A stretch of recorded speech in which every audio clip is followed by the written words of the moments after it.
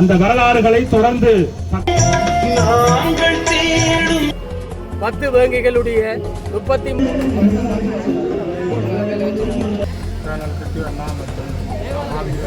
நினைவேந்தல்கள் என்பதற்கு அப்பால் கிட்டு என்பவர் யார் என்பது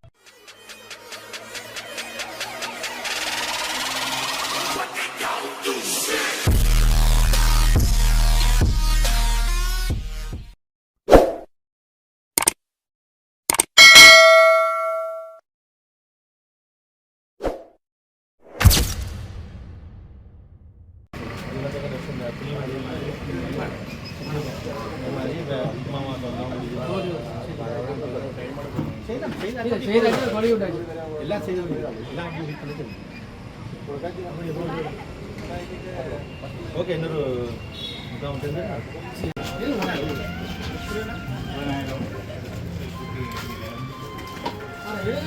அங்கதானியா பாருங்க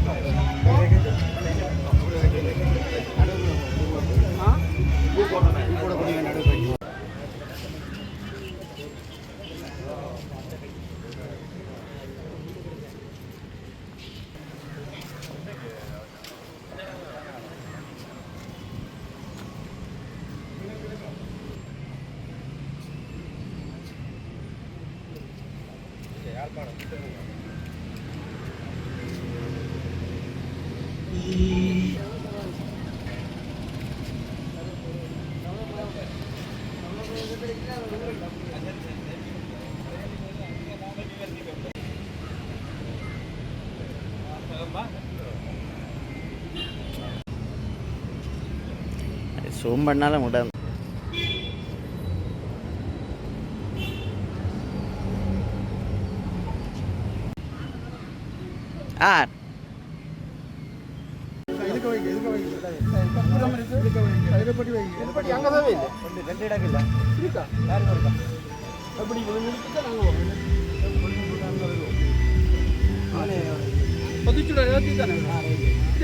கடைசியா ஞாபகத்தை இடம் சொல்லி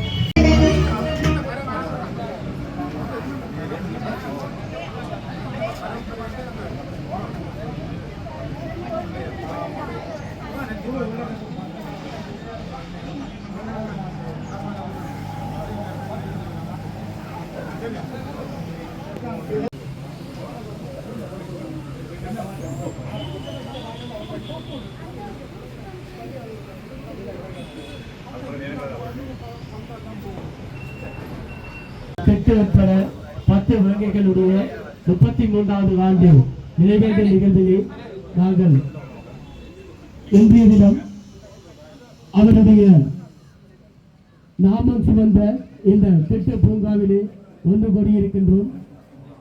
அந்த வகையிலே தற்பொழுது திட்டண்ணா அவர்களுடைய திருவுருவப்படத்துக்கான நினைவுச்சுடர் ஏற்றப்பட இருக்கின்றது.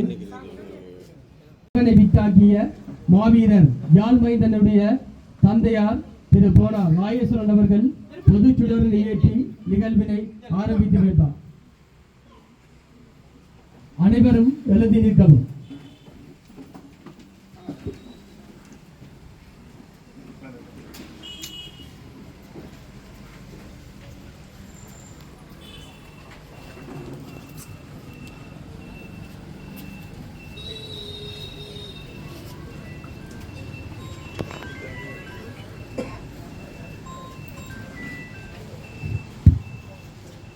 தொடர்ந்து தாயக மண்ணுட்டு போரிலே வீரகாவியமாகிய அந்த காவிய நாயர்களுக்காகவும்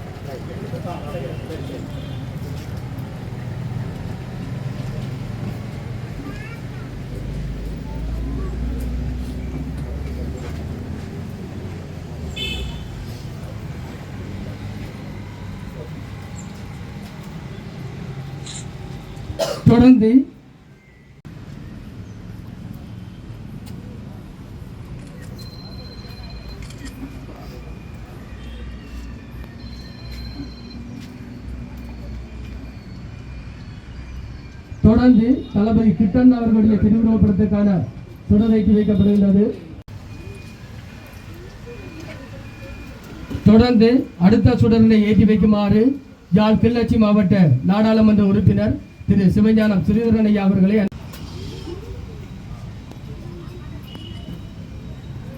தொடர்ந்து அடுத்த சுடரை ஏற்றி வைக்குமாறு யாழ் மாநகரத்தினுடைய நகரபிதா திரு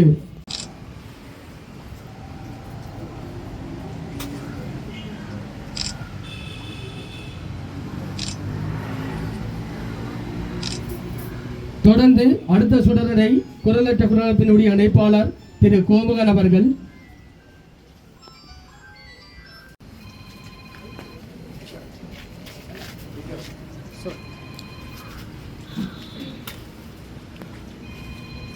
தொடர்ந்து திரு யாழ் மாநகர சபையினுடைய உறுப்பினர் திரு ஈசன் அவர்கள்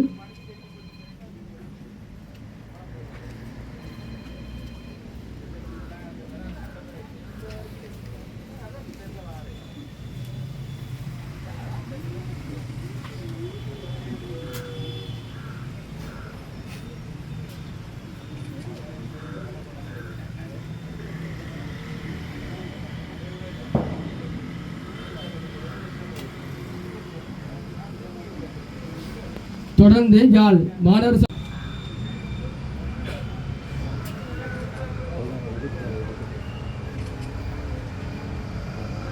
தொடர்ந்து தமிழ் தேசிய செயற்பாட்டாளர் திரு வரதராசா பார்த்திபன் அவர்கள்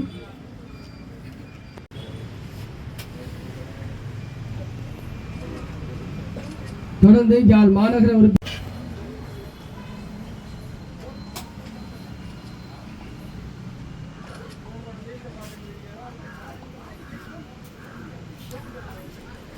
தொடர்ந்து அடுத்த சுடரனை ஏற்றி வைக்குமாறு வலிகாமம் வடக்கு பிரதேசனுடைய முன்னாள் உறுப்பினரும் மறைந்த மாவை சேனாராஜா அவர்களுடைய அன்பு புதல்வன் ஆகிய திரு கல்யாமதன் அவர்கள்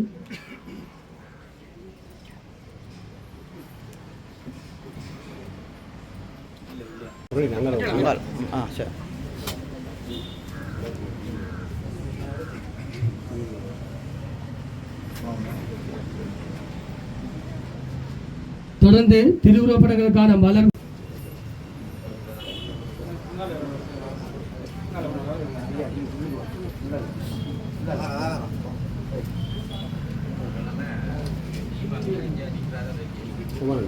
அடுத்து மறையாம கீழே கீழே கீழே அண்ணன் கீழே ரைட் அதில் ஐயா அதில் படத்து ரைட்டு படத்து மறையாமல் இருந்துச்சு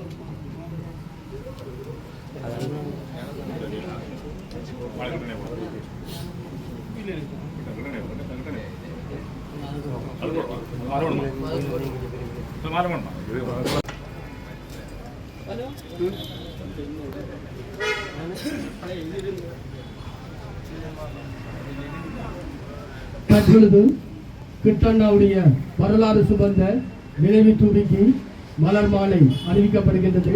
மலர் மாலையினை போராளிகள் நலபுரி சங்கத்தினுடைய கிள்ளச்சி மாவட்ட செயற்பாட்டாளர் திரு குயிலன் அவர்கள் அணிந்து வைக்கின்றார். எங்களுடைய தமிழீழ விடுதலை போராட்ட வரலாற்றிலே யாழ் மாவட்டத்தினுடைய தளபதியாகவும் தமிழீழ விடுதலை போராட்டத்தின் ஆரம்ப காலத்தினுடைய திறன் மிக்க விடுதலை போராளியாகவும் இந்த மண்ணிலே வலம் வந்த கேர்னல் கெட்டு அண்ணா உட்பட அந்த 10 வேங்கைகளுடைய 33வது ஆண்டு நினைவேந்த நிகழ்வு நீண்ட கால இடைவெளிக்கு பின்னர் அவருடைய பெயரினை சுமந்திருக்கக்கூடிய கேர்னல் கெட்டு அவர்களுடைய நினைவு பூங்கா வளாகத்திலே அவருடைய நினைவு தூவியிலே நாங்கள் இந்த நிகழ்வு நினைவேந்த நிகழ்வினை அனுப்பித்திருக்கின்றோம். எங்களுடைய வரலாறுகள் என்றும் தோற்கடிக்கப்படாது. வரலாறுகள் என்றும் எங்களுடைய தமிழ் தேச வரலாற்று புத்தகத்திலே பதியப்பட்டவை எவராலும் அழித்துவிட முடியாது. எங்களுடைய விடுதலை போராட்டம் ஆரம்ப காலத்திலே பல முனைகளில் வெற்றி கொள்வதற்கு பல வடிவங்களில் தன்னுடைய செயல் வீரத்தை காட்டிய எங்களுடைய தேசிய தலைமைக்கு பக்கபலமாக இருந்து எங்களுடைய மக்களுடைய விடுதலைக்காய் மீண்டும் 20 ஆண்டுகளுக்கு பின்னர் அதே இடத்தில் அந்த போராட்ட வழியை சுமந்த போராளிகளால் எங்களால் இந்த மண்ணிலே அந்த நினைவேந்த நிகழ்வு அரங்கேறியிருக்கின்றது.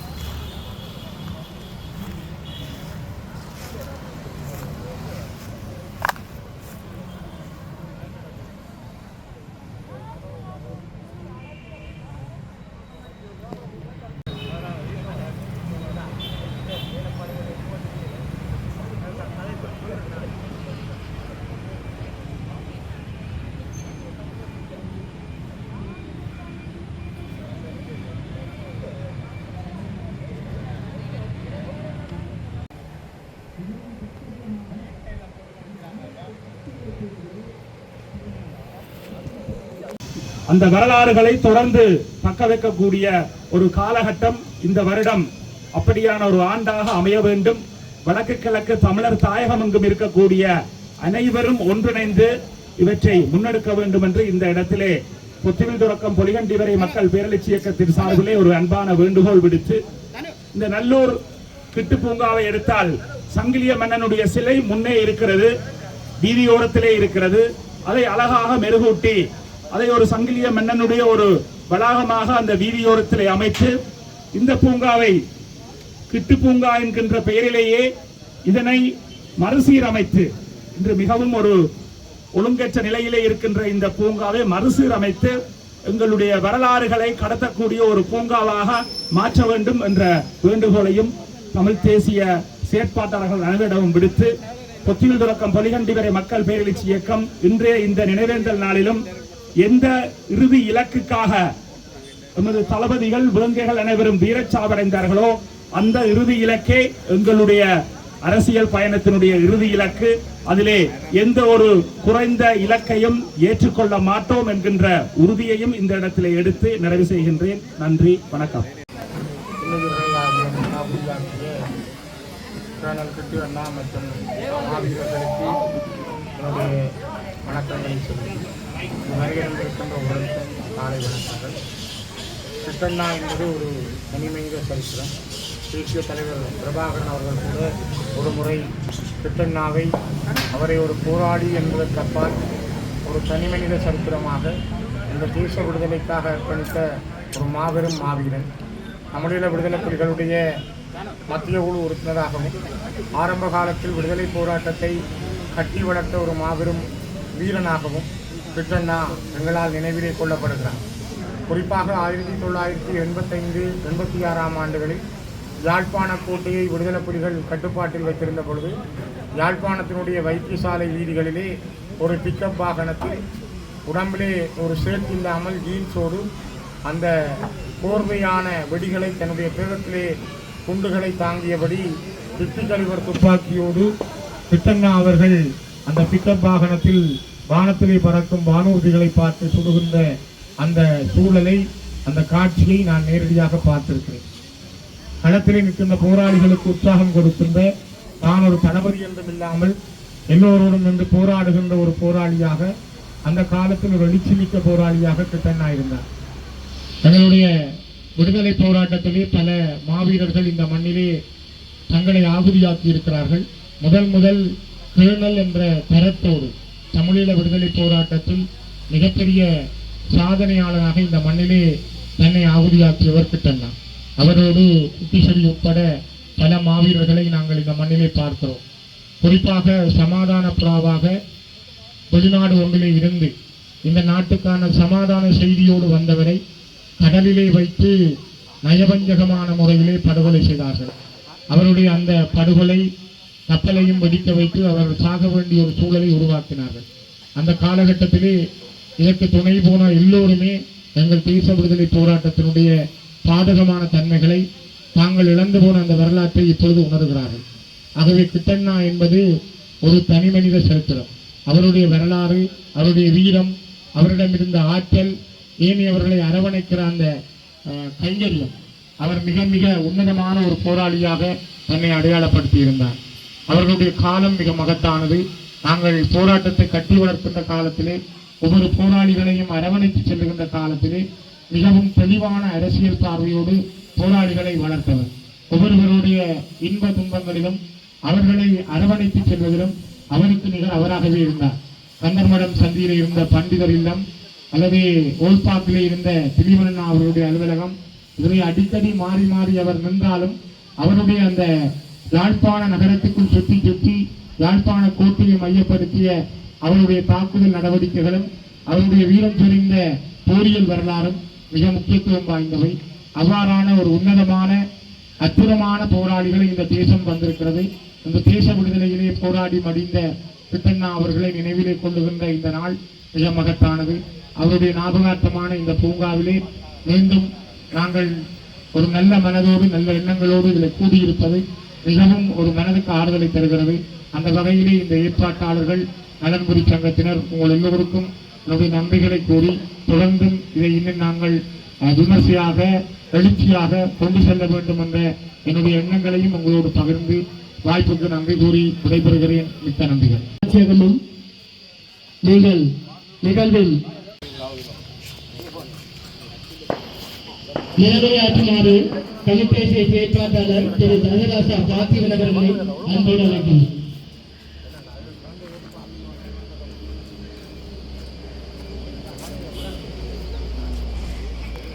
தலைமுறைக்கு எடுத்து செல்ல வேண்டும். வெறுமன ஒரு நினைவேந்தல்கள் என்பதற்கு அப்பால் கிட்டு என்பவர் யார் என்பதையும் அவர் இந்த மண்ணிலே எவ்வாறான தியாகங்களையும் எவ்வாறான இழப்புகளையும் சந்தித்து தன்னுடைய ஒரு ஆளுமையின் பிரகாரம் இந்த தேசத்தை கட்டியெழுப்புவதற்கு பாடுபட்டார் என்பதனை சுட்டிக்காட்டுகின்ற ஒரு விடயமாக இந்த நினைவேந்தல் இருக்க வேண்டும் என்பது எங்களுடைய பேரவாவாக இருந்தது. உண்மையில் இன்றைக்கு நாங்கள் காலூன்றி இருக்கின்ற இந்த கிட்டு பூங்காவானது முன்னொரு காலத்திலே எவ்வாறு இருந்தது என்கின்ற ஒரு வரலாற்று பார்வைக்கு நாங்கள் செல்ல வேண்டும். கடுமையான பொருளாதார நெருக்கடி, கட்டுமான பொருட்களுக்கான நெருக்கடிகள் இருந்த காலத்தில் கூட இந்த கிட்டு பூங்காவில் மட்டும்தான் ஒரு தொங்கு பாலம் குகை அமைப்புகள் காணப்பட்டன. இன்றைக்கு எவ்வளவோ பொருளாதார நெருக்கடிகள் இல்லாத காலத்திலே நாங்கள் பல பூங்காக்களை பார்க்கின்றோம். அந்த பூங்காக்களில் தான் நாங்கள் தொங்கு பாலங்களையும் குகைகளையும் பார்க்கின்றோம். ஆனால் அன்றைய காலத்திலே தமிழீழ விடுதலை புலிகள் கிட்டு அவர்களுடைய ஞாபகார்த்தமாக இந்த பூங்காவினை எவ்வளவு அழகாக வைத்திருந்தார்கள் என்பதை நாங்கள் நீட்டு பார்க்க வேண்டும். ஆனால் இன்றைக்கு இந்த கிட்டு பூங்காவை நாங்கள் எப்படி வைத்திருக்கின்றோம் என்பதையும் பார்க்க வேண்டும். உண்மையில் நாங்கள் அனைவருமே தமிழ் தேசியத்தை பேசுகின்றோம். நாங்கள் பேசுகின்ற தமிழ் தேசியம் மேடைகளில் மட்டும்தான் பேசப்படுகின்றது. ஆனால் எங்களுடைய வீரர்கள் அந்த தமிழ் தேசியத்திற்காக உயிரை கொடுத்தவர்கள். தங்கள் களங்களில் நின்று தங்களுடைய உயிர்களை இந்த தமிழ் தேசியத்திற்கு விலையாக கொடுத்த அந்த தமிழ் தேசியத்தை தான் நாங்கள் பேசிக் கொண்டிருக்கின்றோம். ஆனால் அந்த வீரர்களுடைய கனவுகளையும் அந்த தமிழ் தேசிய உணர்வையும் கட்டி காத்துக் கொண்டிருக்கின்ற இந்த கிட்டு பூங்கா போன்ற பல விடயங்களை நாங்கள் தவற விட்டு விட்டோம் என்கின்ற ஒரு மனவர்கள் எங்களுக்குள்ளே இருக்கின்றது. உண்மையில் இந்த ஆவண காட்சியகத்தை செய்கின்ற பொழுதுதான் கிட்டு அண்ணா எந்த அளவு பெருமை ஆன ஒரு ஆளுமை மிக்க மனிதர் என்பதை எங்களுக்கு புரிந்தது. நாங்கள் கிட்டு அண்ணா வாழ்ந்த காலத்திலே வாழ்ந்திருக்கின்றோம் சிறு பிள்ளைகளாக.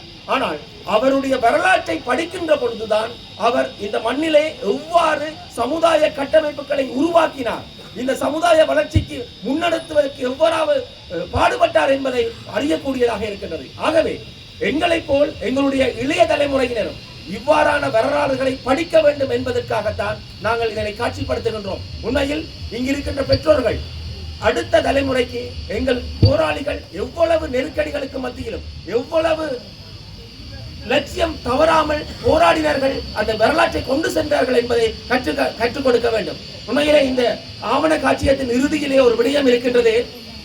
இந்த தனது கப்பலை தகர்க்கின்ற பொழுது கிட்டு அவர்கள் கப்பலின் மேல் நின்று கொண்டு தன்னுடைய அனைத்து தோழர்களுக்கும் சொன்னார்களாம், நீங்கள் இந்த மண்ணுக்காகவும் மக்களுக்காகவும் மடிவதற்கு தயாராகுங்கள் என்று. அங்கு இந்திய ராணுவ கப்பல்கள் சுற்றி இருக்கின்ற பொழுதும் தான் கொன்ற லட்சியத்திற்காகவும் தன்னுடைய மக்களுக்காகவும் தன் உயிரை தியாகம் செய்கின்ற அந்த துணிவு இன்றைக்கு யாரிடமே இல்லை என்கின்றதை நாங்கள் வெளிப்படையாக ஏற்றுக்கொள்ள வேண்டும். ஆகவே எங்களுக்கு கிடைத்திருக்கின்ற ஒரு நல்ல வாய்ப்பாக நாங்கள் கருதி கொள்வது எங்களுடைய வீரர்கள் இந்த மண்ணிலே புரிந்த வீரம் தெரிந்த போராட்டத்தையும் அதன் தியாகத்தையும் அடுத்த தலைமுறைக்கு எடுத்துச் செல்ல வேண்டும். அதற்கு நீங்கள் அனைவரும் ஒத்துழைக்க வேண்டும். இந்த நன்னாளிலே நீங்கள் சபதம் பூண்ட வேண்டும் என்பதை கேட்டு விடைபெறுகின்றேன். நன்றி, வணக்கம். தன்னுடைய உரை மூலம் ஆற்றி சென்றிருக்கக்கூடிய போராளிகள் நலப்படி சங்கத்தினுடைய யாழ் மாவட்ட தலைவர் திரு ஈஸ்வரன் அவர்களுக்கு நன்றியை கூறிக்கொண்டு, உண்மையில் அவர் கூறியது போல் இந்த கிட்டண்ணாவுடைய நினைவேந்தல் நிகழ்வினை நாங்கள் இந்த அவருடைய நாமம் சுமந்த இந்த கிட்டு பூங்காவிலே நடாத்த வேண்டும் என்று எண்ணிய போது நாங்கள் மாணவர் சபையை அணுகி அவர்களுக்கு எழுத்து மூலம் கடிதம் ஒன்றை வழங்கி இருந்தோம். அப்பொழுது ஏற்கனவே இந்த வளாகம் என்னும் ஒரு தமிழ் தேசிய செயற்பாட்டு குழுமத்தினரால் கோரிக்கை விடப்பட்டிருந்தது. கிட்டண்ணாவினுடைய வரலாற்றை சுமந்த ஆவணத்தினை தாங்கள் அவருடைய நினைவேந்தல் நிகழ்விலே காட்சிப்படுத்துவதற்காக மாநகர சபைக்கு கடிதம் மூலம் அவர்கள் எங்களுடைய தமிழ் தேசிய விடுதலை போராட்ட வரலாற்றில் செங்கலமாடி வீரகாவியமாகிய அந்த 50,000 மாவீரர்களை வைத்து அனுதாப அரசியலை நடத்த வேண்டாம் என்று இந்த பொது வழியில் உங்களிடம் அறைகூவல் விடுத்துக் கொண்டு தற்பொழுது எங்களுடைய கிட்டு ஒரு தனிமனித சரித்திரம் என்று எங்கள் தலைவன் சொன்ன கூட்டினுடைய அடையாளம் இன்று பல ஆண்டுகளுக்கு பின்னர் தற்பொழுது அவருடைய நாம சுமந்த பூங்காவிலே அவருடைய விடுதலை வரலாறு இங்கே காட்சிப்படுத்தப்பட்டிருக்கின்றது.